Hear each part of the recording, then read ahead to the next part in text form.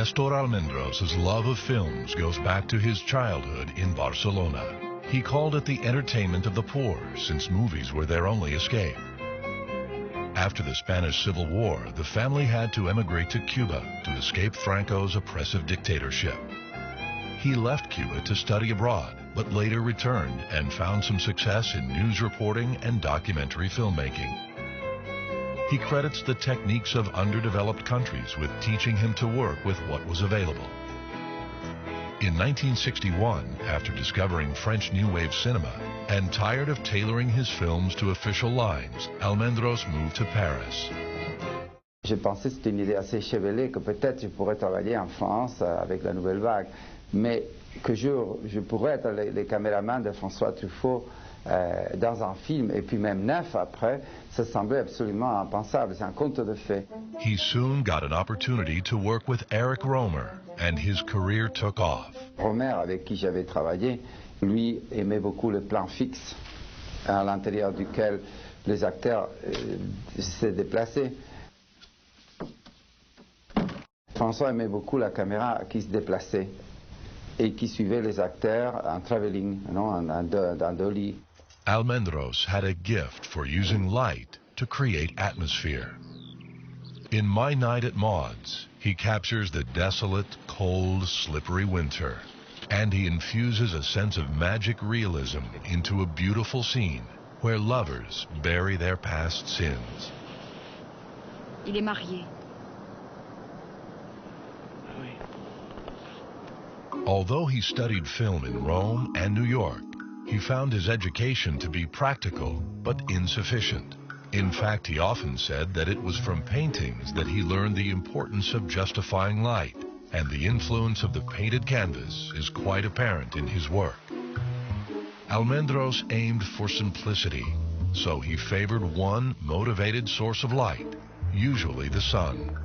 He consistently used mirrors to bounce sunlight into a room, and for night scenes, he tried to augment existing street lamps and use them strategically to light the actors. D'autres directeurs de la photo vont truquer la réalité, et Nestor, lui, il aimait travailler dans le sens de la réalité, avec une interprétation artistique et dans le sens du film, mais pas la tricher, juste la sublimer. Though he hated camera tricks and gimmicks, he was not averse to manipulating his film stock to create a mood. In Sophie's Choice, he used color degradation to create the cruel quality of the Nazi rail yard, which greatly contrasts the hopeful essence of the sunlight in Brooklyn. Among the masters, his greatest influence was Vermeer. He called light coming from the window Vermeer's light. When he was about to shoot a film, Almendros would pick an artist or artists and base his lighting on their work.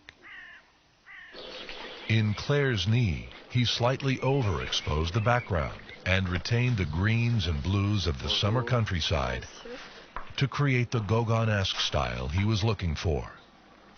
Almendros was adept at finding shots that were both beautiful and natural. In this film, the object of desire, the knee, is the centerpiece, but it doesn't call attention to itself. The influence of 18th century painters such as Oberbeck and Chardin beautifully informs the lighting in the Marquise of O, with its balanced composition and soft diffusion of light. In The Last Metro, Almendros had to recreate the atmosphere of early 1940s Paris through the use of light. And in his compositions, we see the use of the chiaroscuro technique of the French Baroque painters. Dans le dernier métro, où il n'y a jamais une fenêtre, où jamais on ne voit l'extérieur, mais c'est à cause de ce côté claustrophobique qu'il voulait donner à cause de ça faisait partie de l'histoire du film. Effectivement, pendant la guerre, on a fermé les rideaux en cas de bombardement. C'est pour ça aussi que les lampadaires de rue étaient peints en bleu. On a vu ce qui se passe mettant quelqu'un avec une lampe à pétrole. Et alors, on a utilisé cette lumière qui effectivement vient de la bougie ou de la lampe. As his reputation as a lighting master grew, Hollywood came calling.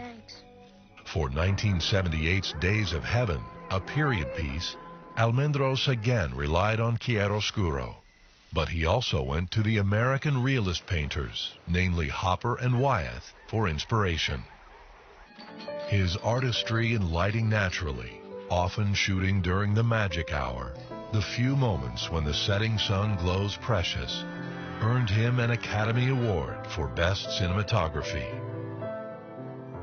Nestor Almendros will always be remembered as a cinematographer who taught us to speak the language of light and showed us the beauty of truth by using it in a natural way. And truth will never feel as good as when he lit it.